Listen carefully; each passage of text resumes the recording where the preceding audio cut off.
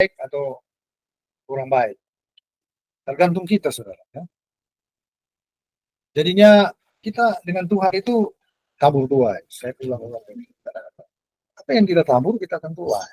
Kalau kita beribadah kepada Tuhan hanya sampai sekedar, kita jaga gengsi, kita mempersembahkan, ya udah bilang setengah-setengah. Begitu juga Tuhan. Tuhan juga, ya otomatis memang begitu ya saudara. Hukumnya sudah begitu di bumi dan di sorga. Tapi kalau kita beribadah sungguh, tidak melihat, tidak usah lihat kekurangan orang, mungkin pendeta atau gembala, ya. Kita nggak usah lihat itu. Kita beribadah kepada Tuhan dengan kerelaan, mempersembahkan waktu, tenaga, sakitnya kita. Kita kadang-kadang merendah, mengorbankan diri kita, perasaan kita. Kita sangkal semua. Kita beribadah sungguh. Itulah yang akan, saudara, yang akan menjamin kita diberkati. Ya. Begitu juga dengan keseharian kita. Ya. Kita nggak usah cari namanya apa ya, pengakuan manusia, perhatian. Yang penting kita melakukan apa yang harus kita lakukan. Sebagaimana Kolose 3 ayat 17 dan 23, apapun yang kita lakukan, baik dengan perkataan dan perbuatan, lakukan sungguh-sungguh untuk Tuhan. Ya. Saudara, dan Yesus berkata bahwa mengikuti dia harus menyangkal diri, memikul salib, dan mengikuti setiap hari. Jadi menyangkal diri kalau orang lagi capek, kemudian kita harus memberikan respon kepada Tuhan. Sangkal diri kita. Jangan seperti orang, ya mau istilahnya kasar ya, mau apa langsung. Mau kentut langsung kentut, biar di banyak orang. Nggak boleh.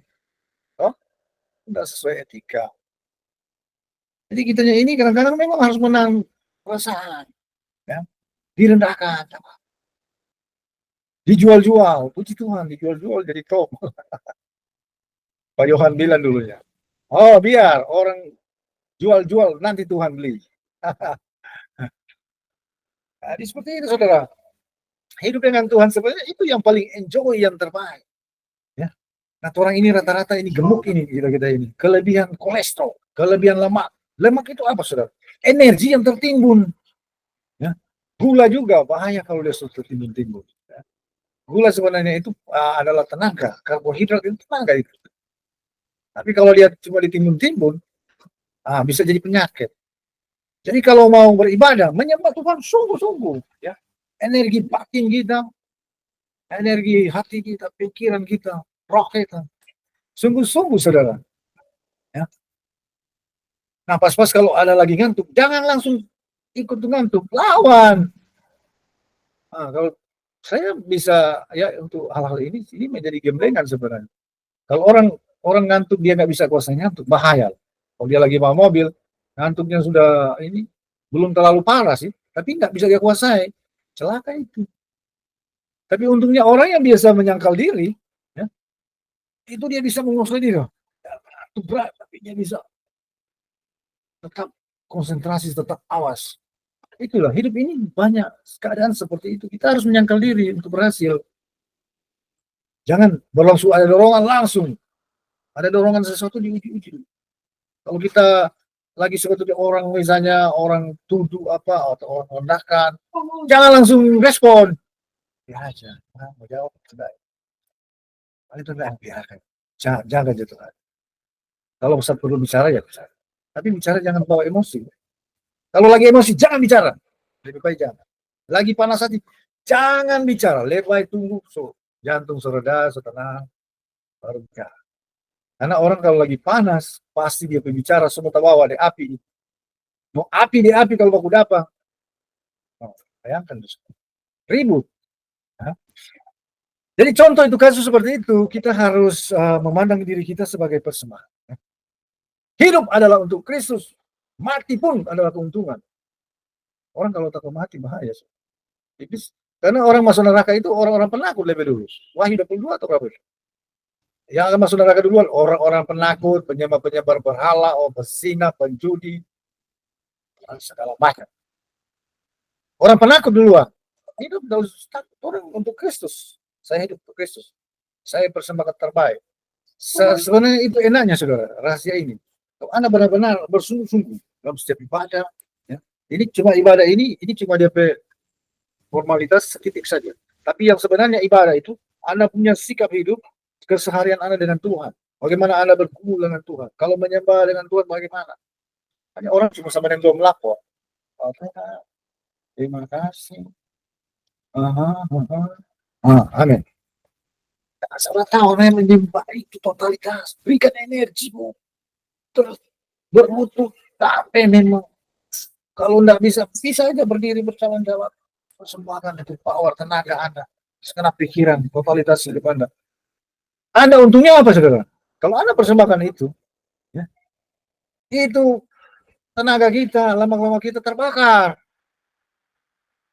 Orang pun cuma menyembah Tuhan segera tidak kuat. Orang menyembah Tuhan loh totalitas kehidupan, seluruh energinya dia persembahkan. Enaknya dia itu dia pasti sehat, karena ya mumpung dia seperti itu kolesterolnya terbakar. Oke, paling bagus kalau orang yang doa puasa. Paling bagus kalau doa puasa begini. Pas lapar, suka makan. Terus rasa suka sekali memakan. Lewat saja, biar. Sebenarnya waktu orang lapar itu ketika tubuhnya gemetar, sudah mulai lambungnya mulai merontak.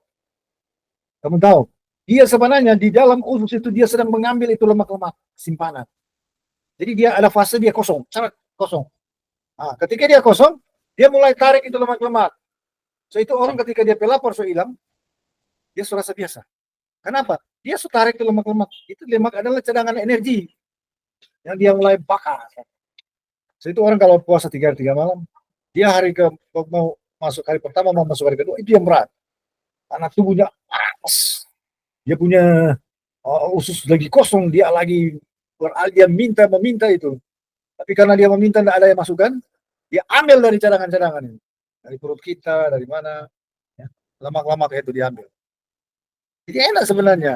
Ya. Justru kita jadi sehat, dan sisa-sisa di dalam usus itu dibakar. Ya. Orang banyak sekarang mati karena asam lambung. Karena apa? Itu perut usus yang kotor itu. Timbunan sudah bertimbun-timbun. Orang sudah dia ke belakang, tidak keluar semua, masih sisa-sisa. Jadinya jadi toksin, racun. Jadi dia seperti gas. Itu gas. Coba lihat itu di apa saudara? Di pembuangan-pembuangan toilet itu. Orang itu di pembuangan kalau dia sambung ke apa itu bisa jadi api saudara. Ya bisa menyala sama dengan LPG. Saya pernah lihat seperti itu. Orang dia masak, dia ambil itu gas dari apa pembuangan ini dari toilet, disalurkan ke kompor, nyala itu kompor. Itu gas. Nah, manusia begitu, saudara. Ini dia sisa-sisa pembakaran yang tidak keluar. Nah, kalau orang dia puasa, dia usus kosong, itu sisa-sisa itu dibakar. Jadi energi dia, energi jadi panas. Kenapa sampai itu panas? Panas itu kalor, kalor itu energi. Sama di mesin, kalau di motor, minyak itu di apa? Di busi aki itu ada di pembakaran. Jadi dia lewat situ ada pijaran listrik. Dia jadi energi bakar. Dia nama combustion, ruang pembakaran. Api itu nyala. Itu yang jadi di motor-motor, mobil-mobil itu jadi tenaga. Dia mengeluarkan tenaga. Berjalan tuh motor.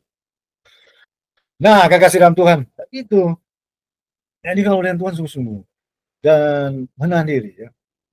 Saudara, ini cuma contoh proses. Yang pokok itu mau berhasil itu menentukan adalah mentalitas. Kita harus memandang di hadapan Tuhan, kita ini adalah misbah, adalah korban. Korban. Jadinya kalau orang capek dikit, untuk Tuhan, tak apa-apa. Capek banyak, untuk Tuhan. Sakit hati, korban perasaan, korban mental, untuk Tuhan, tak apa. Yang penting orang selalu selaras dengan Tuhan. Kalau istilah bahasa internasional bilang, align, selaras. Baku orang bilang, seharmonis, sejalan, serasi. Jadi kita ini serasi dengan takhta Tuhan, serasi dengan para malaikat kudus, serasi dengan roh-roh orang kudus yang berkarya di dunia. Kita sejalan. Nah, itu saudara, yang paling pokok. Kita memandang diri kita ini mesbah. Kita adalah bait Tuhan.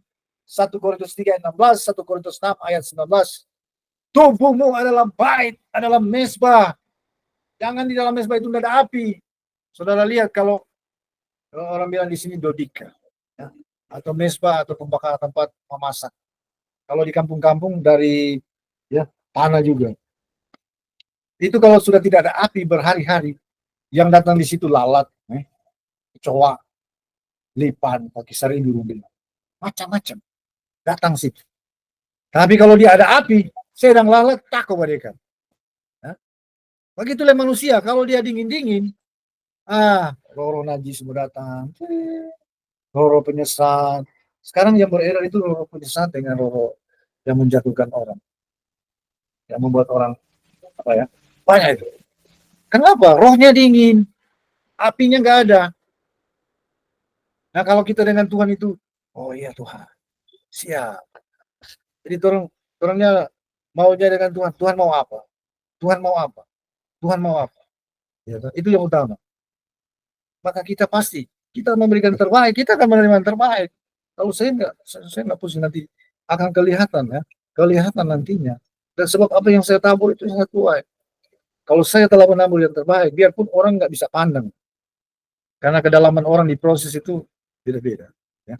Ada orang dapat lihat sama-sama bernapas, sama-sama makan nasi sama, ya. Tapi bebannya beda, tingkat kesulitannya beda.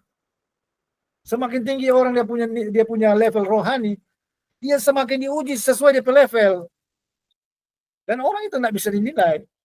Tiba-tiba, seorang kok dipakai Tuhan begitu das. Orang nggak tahu dia berharga dengan Tuhan. Bagaimana malam hari, tengah malam orang enak situ dia lagi bergumul dengan Tuhan. Sebetulnya dia menangis. Hatinya terrobek-robek. Tapi dia sangkal semuanya. Menyangkal diri. Mentalitas surga dijaga terus. Ya saudara, manusia itu di dunia ini jangan heran. Oh, orang berhasil luar biasa begini. Ada yang harga bayar dia sudah buat. Yang nggak bisa orang lihat. Kedewasaan orang juga beda-beda. Kalau orang-orang nggak dewasa suka cari pengakuan. Tuh, apa dia? Oh, karena kita.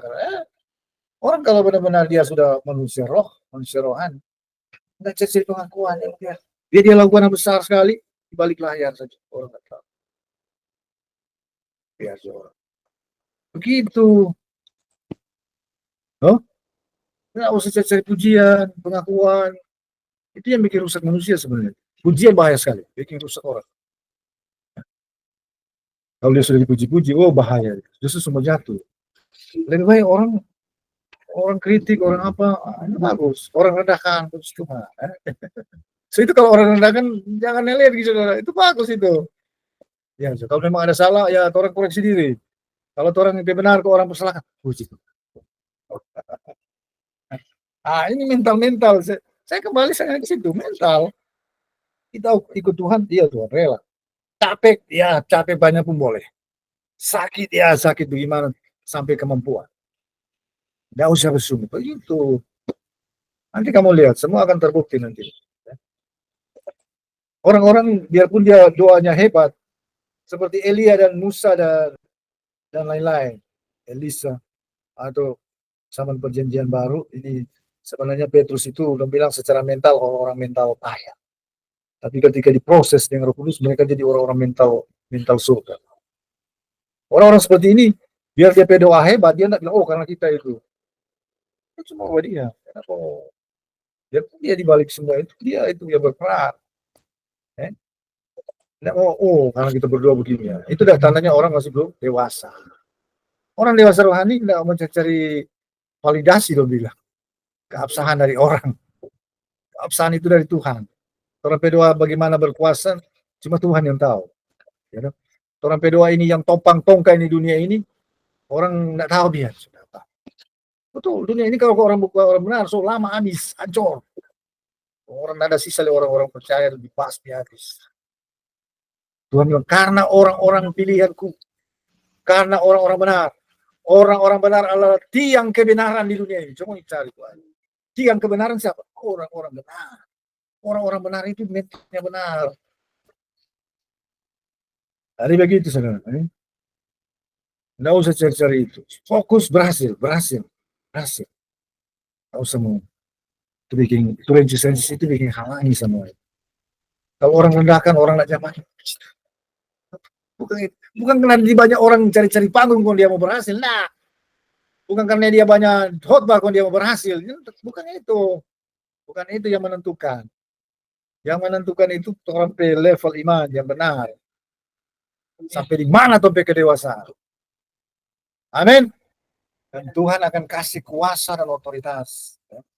So itu anak Tuhan bagus, dia memang dia bergerak di pelayanan. Karena kalau dia di pelayanan, dia getaran itu tinggi sekali orang ini.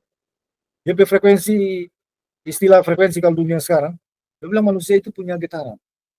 Jadi semakin tinggi dia getaran, dia kesadaran dimensi, itu semakin tinggi dia kekuatan kuasa. Kenapa iblis dia membuat orang hidup di frekuensi rendah, ya, hawa nafsu, amarah, itu semua dimensi rendah. Tapi yang membuat orang dimensi dan getaran tinggi itu kasih, sukacita, damai sejahtera, kesabaran, kemurahan hati, kelemah lembutan, kepuasan diri, pikiran-pikiran yang mulia, pikiran-pikiran yang surgawi. Itu yang membuat orang dia getaran tinggi dan berkuasa. Iya. Tapi orang dia rasa kalau orang marah, dia kuat. Tuh. Orang marah itu lemah sebenarnya, karena dia sistem lagi hang itu error. Orang kalau marah dia itu lagi tidak sempurna dia itu. Oh, itu orang marah sama orang mabuk tuh, dia rasa dia hebat jago sekali. Kalau orang bagus sekali rubut. Kalau ditinju itu dia Muhammad Ali. Dia bikin dia lawan marah. Dia hina, dia ejek, dia sampai marah mau dia sikat, napa rubuh. Karena orang marah itu lemah. Yang paling bahaya kalau orang itu dia lagi tenang, lagi sukacita, dia kemampuan lagi puncak itu. Lagi puncak. Oke? Jadi saudara itu, supaya hidup enjoy, kita memandang diri kita sebagai persembahan yang hidup. Amin. Itu kalau ada ujian sedikit, jangan langsung bersungut marah-marah. Memang harus orang alami. Orang ini misalnya Yohana, satu keluarga tuh. Ya apa orang tua ada alami, dia alami juga. Supaya waktu orang tua diberkati, dia diberkati juga. Amin. Seperti itu. Itu artinya ada kesehatian. Jadi kalau diproses, relakan. Oke, siap. Jalani saja. Manusia sebenarnya, kalau dia ditantang, diuji di dalam hal keuangan, berarti dia sedang disiapkan Tuhan untuk di kepercayaan keuangan yang besar. Iya saudara, itu pasti. Asal kita sungguh-sungguh saudara, tidak menyerah.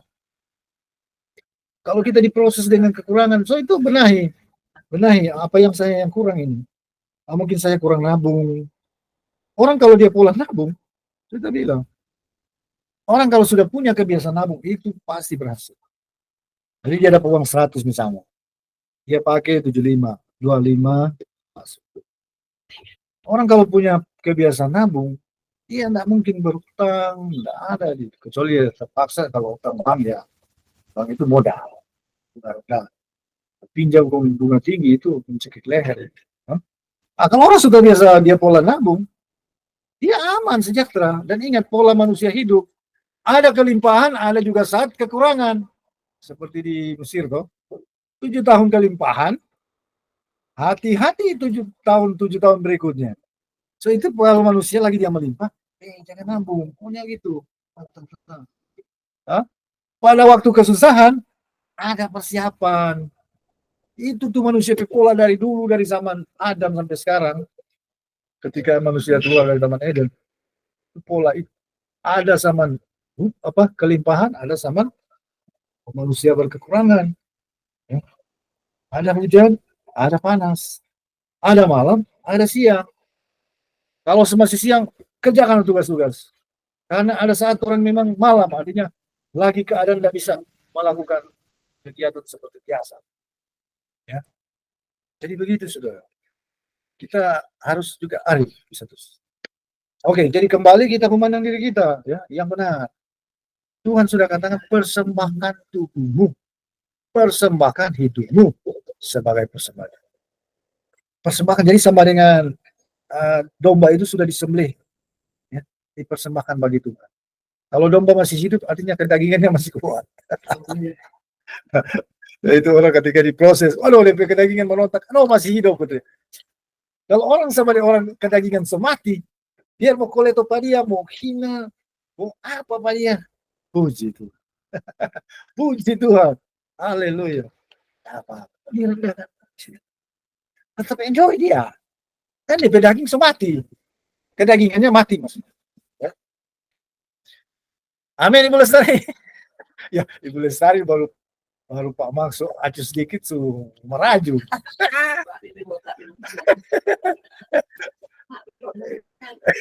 Oh, ini kok cuma ilusi ini. Nanti kalau mau bertumbuh. Sekarang sama modern tinggal doi. Kalau besok-besok kalau sudah doi menghilang rabu-rabu di Amerika, balik segondrong. Ibu Lestari nanti kalau ada berkat, Pak hilang rabu-rabu di Amerika. Orang balik semudah rambu gagah. Nah, Ibu Lestari sudah jadi muda. Jadi kekasih dalam begitu ya. Manalah itu ini. Ya, seperti itu. Supaya kita kuat mental. Di luar daripada itu, orang pasti menderita sedikit. Oh Tuhan, nangis-nangis. Saudara mental payah. Dan Tuhan suka orang apa? Haleluya. Oh Tuhan, terima kasih ujian ini. Kalau ada ujian, mau ada kenaikan tingkat, mau ada berkat. Ya. Orang diuji di hal keuangan, ujian panjang. Ada yang perlu dibenahi, benahi. Mungkin sifat boros kita tidak manage sebaik. Dibenahi itu. Ada kekurangan, dibenahi dulu. Kalau sudah ada kekurangan, jadi orang sebenarnya kalau dia mau kaya, dia siap kaya. Harus siap mental. Kamu mau jadi pemimpin? Boleh. Siapkan mental. Amin. Nah, mental kerupuk mau jadi pemimpin. Pikiran sempit mau jadi pemimpin. Bagaimana jadi apa lagi itu dunia ini. Kalau orang mau jadi pemimpin, siapkan dirimu. Mesti punya pikiran Kristus. Pikiran berjiwa besar, berjiwa luas. Ya. Arif bijaksana. Mental, tahan banting. Jangan baru diolok, diejek, ngamuk. Waduh. Itu mental kerupuk gitu. Nggak mau kemana-mana itu. Oke? Bagaimana? Setuju? Awas. Awas kalau korek sedikit, Bang. Jadi begitu. Apa tujuan kita? Kalau saya serang. Ya. Kerinduan terpendam. Dulunya saya suka jadi hebat. Saya belajar seperti itu. Suka sekali kalau nonton film heroik begitu. Pendekar, wah. Jadinya saya suka kekuatan. Saya belajar menjadi kuat. Tapi setelah kenal Tuhan, saya mau kuasa. Saya mau Tuhan kasih kuasa supaya saya nyatakan kepada dunia ini, dan dunia ini akan melihat mengenal Tuhan. Amen. Dan saya sudah mengetahui sekarang bahwa ternyata penyebab dosa adalah iblis. Dia adalah salah satu malaikat tertinggi di surga. Tapi dianya ternyata belum mengenal Tuhan yang Maha Kuasa. Sehingga dia berani untuk menantang Tuhan. Dia disembah seperti Tuhan. Itu ceritanya. Ternyata itu. Dan dia menyesatkan sepertiga malaikat surga. Jadi kalau Tuhan kasih kuasa, kita minta kuasa yang besar itu. Supaya seluruh yang ada di surga dan di seluruh alam semesta ini mengenal Tuhan. Sehingga tidak ada yang berani lagi untuk menantang Tuhan. Sebab rupanya, ya ini logika ya. Kenapa iblis itu dia mau menantang Tuhan, dia mau disembah seperti Tuhan. Berarti dia melihat Tuhan itu dia melihat hampir sama dengan dirinya menurut pandangannya. Ya. Jadi dia berani. Dia tidak tahu Tuhan ini di luar daripada apa yang nampak. Itu kemahakuasaannya tidak terbatas, tidak tertandingi dan tidak terukur.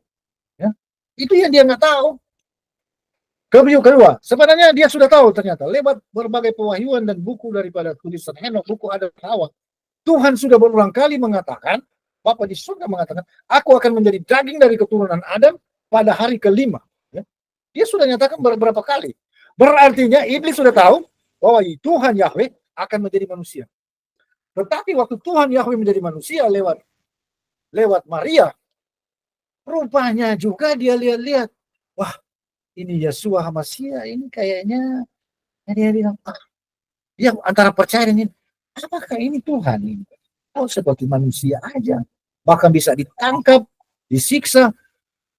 Dia pikir, wah, mumpung dia sudah ditangkap, oh dibunuh aja dia supaya saya yang jadi Tuhan. Rupanya pasti begitu pikirannya, pasti ya.